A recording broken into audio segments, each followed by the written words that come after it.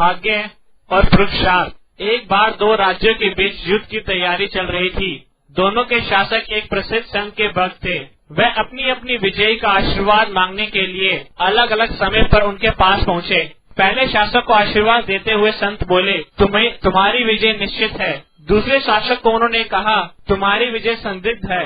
दूसरा शासक संत की यह बात सुनकर चला आया, किंतु उसने हार नहीं मानी और अपनी सेनापति से कहा, हमें मेहनत और पुरुषार्थ पर विश्वास करना चाहिए, इसलिए हमें जोर शोर से तैयारी करनी होगी। दिन रात एक कर युद्ध की बारीकियां सीखनी होगी। अपनी जान को झोंकने के लिए तैयार रहना होगा। इधर पहले शासक की प्रसन्नता का ठिकाना ना था। उसने अपनी विजय निश्चित जान अपना सारा ध्यान आमोद प्रमोद व नृत्य संगीत में लगा दिया। उसके सैनिक भी रंगरलियां मनाने में लग गए। निश्चित दिन युद्ध आरंभ हो गया। जिस शासक को विजय का आशीर्वाद था, उसे कोई चिंता ही नहीं थी। उसके सैनिकों ने भी युद्ध का अभ्यास नहीं किया था। दूसरी ओर जिस शासक को विजय संदिग्ध बताई गई थी, उसने व उसके सैनिकों ने दिन रात एक कर युद्ध के अनेक बारीकियां जान ली थी।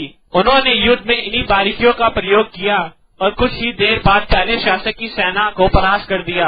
अपनी हार पर पहला शासक बौखला गया और संत के पास जाकर बोला, महाराज, आपकी वाणी में कोई दम नहीं है, आप गलत भविष्यवाणी करते हैं।